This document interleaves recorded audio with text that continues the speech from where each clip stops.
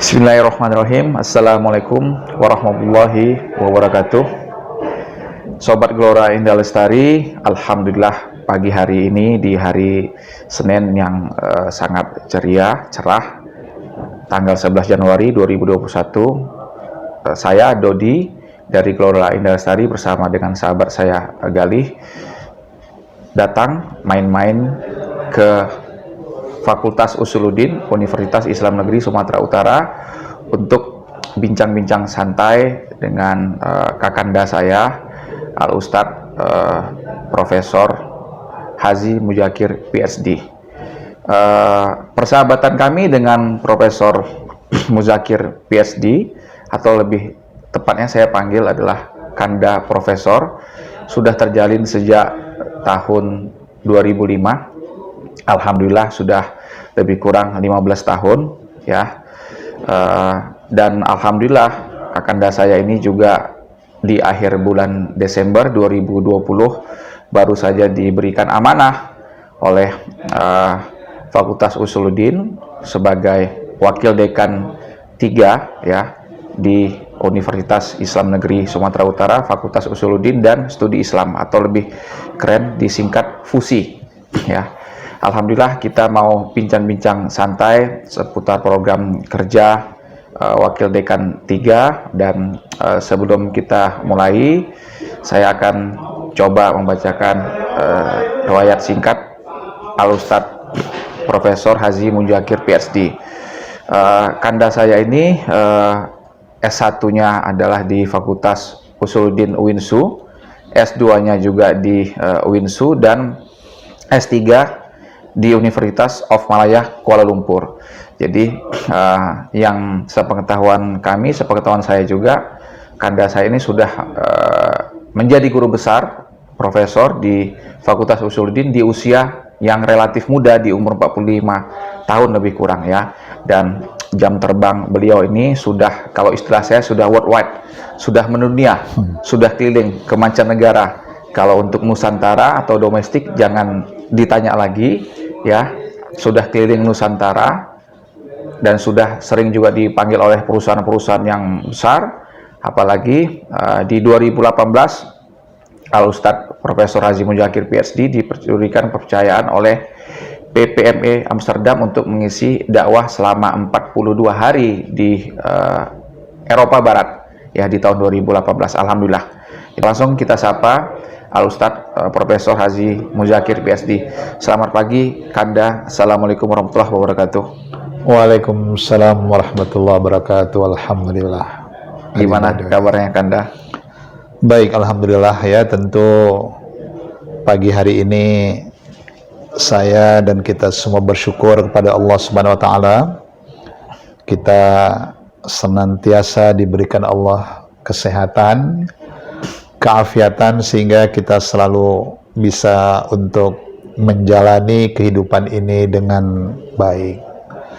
Ya, saya ucapkan juga selamat datang kepada sahabat saya Adinda Dodi dan Galih dari PT Gelora Indah Lestari, penyelenggara ibadah haji dan umrah. Terima kasih Kanda. Terkait ini yang saya tahu juga Kanda Prof baru saja dilantik kemarin di akhir bulan Desember 2020, mendapatkan amanah kepercayaan diangkat menjadi wakil dekan 3, yang saya juga sangat senang mendengarnya, terutama kami dari Gelora Lestari sangat senang mendengar Kanda diangkat, dan ini amanah yang diberikan 5 tahun ke depan ya, lebih kurang ya Kanda ya. Insya Allah 5 tahun ke depan ya, jabatan ini nanti insya Allah baru akan berakhir berarti di tahun 2024 ya, lebih kurang ya.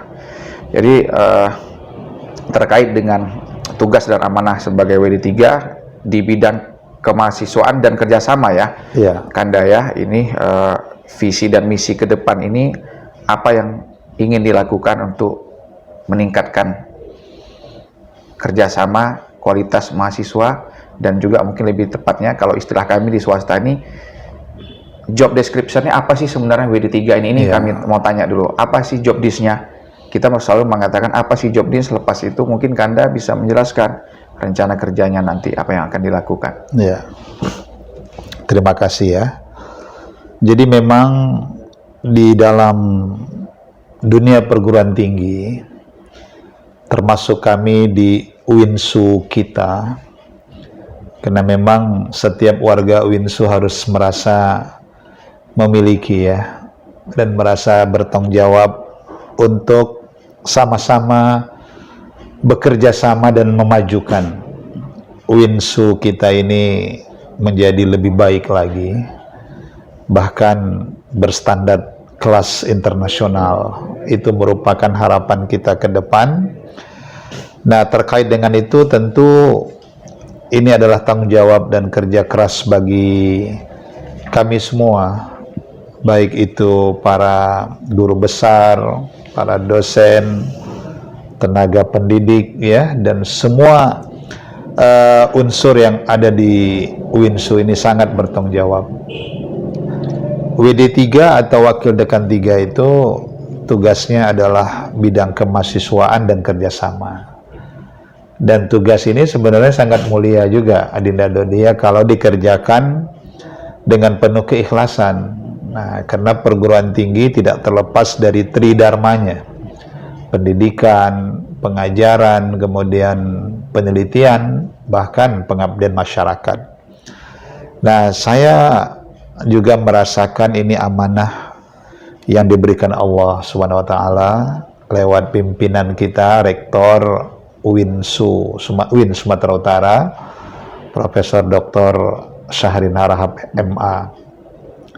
Saya ingin sebenarnya, dan ini saya yakin keinginan kita semua ya, khususnya warga UINSU kita ini, bahwa mahasiswa Fakultas Usuluddin dan Studi Islam khususnya, dan mahasiswa UINSU umumnya, saya ingin mencanangkan ya, kalau bisa dikatakan itu dalam sebuah, ini gagasan lah, pemikiran saya, walaupun ini tentu perlu kerja keras.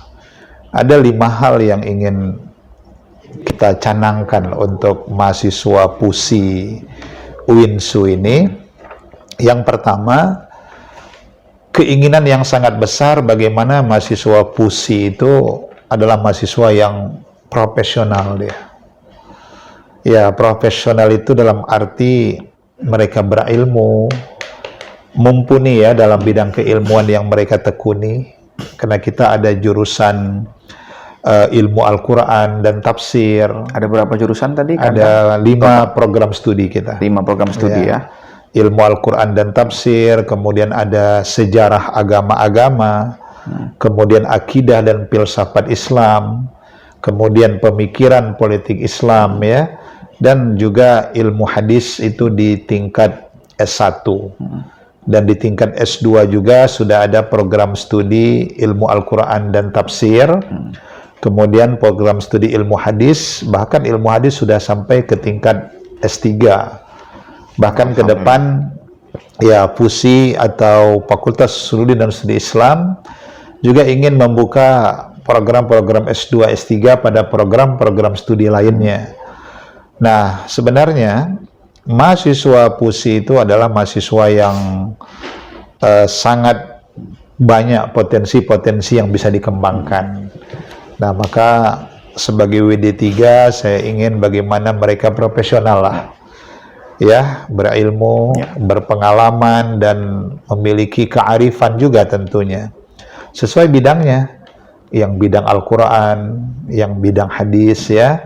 Kemudian kita juga banyak punya para mahasiswa yang hafal Al-Quran. Nah, ini potensi-potensi luar biasa yang sebenarnya harus kita kembangkan ya, untuk kemajuan UINSU, FUSI, dan juga kemajuan umat Islam Sumatera Utara, bahkan Indonesia. Tentu ini kebanggaan kita.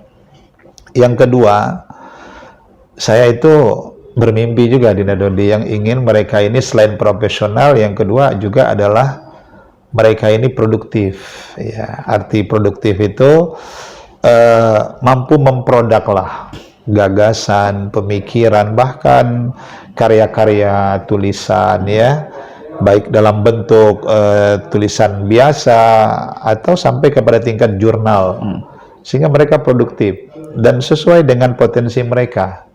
Kemudian yang ketiga kreatif, ya mahasiswa PUSI itu harus kreatif, ya punya terobosan-terobosan ya yang bisa membuat mereka berbeda dan tampil di tengah masyarakat dengan kreativitas yang mereka miliki misalnya.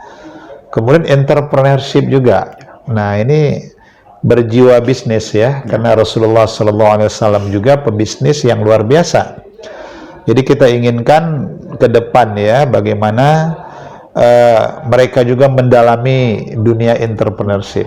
Nah, saya misalnya ingin nanti kerjasama dengan lembaga-lembaga entrepreneurship, ya mereka bisa nanti misalnya memberikan pelatihan, bahkan dengan PT Gelora Indah Lestari juga ya, yang Adinda Dodi sebagai ownernya di sana, nanti kita bisa buat kerjasama misalnya bagaimana membangun dunia bisnis travel, kan, baik itu travel domestik, internasional, bahkan perjalanan-perjalanan ibadah haji, umroh, yang tentu PT Gelora Indah Lestari sudah punya pengalaman yang sangat baik dalam hal itu. Ke depan kita bisa kerjasama. Ini dalam entrepreneurship. Dan satu lagi, saya ingin mereka juga membangun silaturahim. Nah, silaturahim secara internal dengan keluarganya, dengan kampusnya, ya, dengan dosen dan teman-teman mahasiswanya, bahkan silaturahim dengan dunia luar begitu. Nah, tentu semua itu, yang 5 gagasan itu, saya inginkan berbasis spiritual.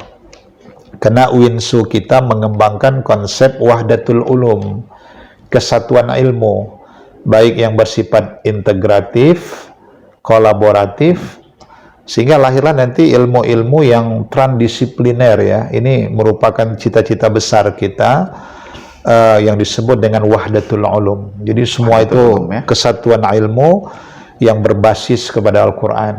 Nah, sehingga mahasiswa kita insya Allah mereka bisa menjadi ulama, menjadi umara, menjadi pedagang, pebisnis, apa saja profesi itu dengan kesatuan ilmu yang mereka miliki. Nah, berbasis spiritual itu saya maksud mereka adalah orang-orang yang selalu berpikir, kemudian berzikir. Ini perlu keseimbangan, berpikir dan berzikir. Kemudian mereka juga harus selalu berkarya lewat tadi produktif, kreatif, dan entrepreneurship ya. Dan jangan lupa berdoa. Nah, ini juga kekuatan kita. Dan tentu yang kelima, bersyukur. Nah, ini adalah satu hal yang saya ingin wujudkan ya. Tentu ini perlu doa, kerja keras, keikhlasan dari semua pihak. Saya tidak bisa sendiri. Tapi dengan semua teman-teman dosen, bahkan pegawai, staf, dan tentu mahasiswa tentunya yang menjadi harapan kita semua.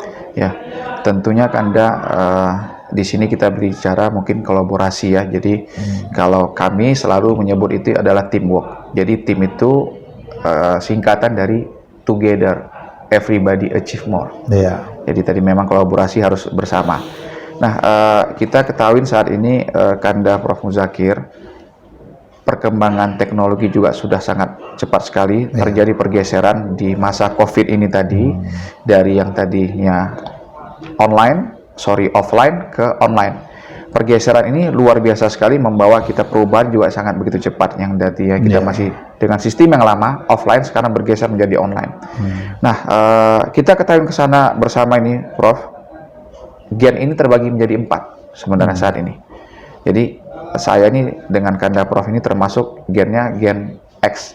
Tapi ada orang tua kita adalah gennya gen baby boomer. Tentunya mahasiswa ini kebanyakan masuk adalah di gen Z. Tidak lagi di gen milenial. Karena gen milenial itu usianya itu rata-rata sekitar di atas 25 tahunan. Jadi kalaupun nanti mungkin masuk ke gen milenial adalah mahasiswa S2 ataupun mungkin S3. Nah, bagaimana ini cara mensiasatin, mendidik Gen Z ini tadi Kanda Prof, karena kita sama-sama ketahui Gen Z ini gen yang memang sudah luar biasa ketergantungan terhadap teknologi begitu tinggi. Mereka tidak lepas dari teknologi, mulai dari bangun pagi sampai dengan tidur malam, tidak lepas dari teknologi. Ya, jadi cara mensiasatinya seperti apa nih nanti ke depannya untuk Gen Z ini tadi, Prof? Ya, baik ya, terima kasih Adinda Dodi. Memang apalagi dengan dampak pandemi COVID-19 ya, sehingga memang terjadi pergeseran, perubahan, termasuk dalam dunia pendidikan. Bahkan bisa disebut hari ini dengan istilah cyber education, cyber teaching ya, semua sudah menggunakan internet. Dan ini memang sudah tuntutan zaman ini.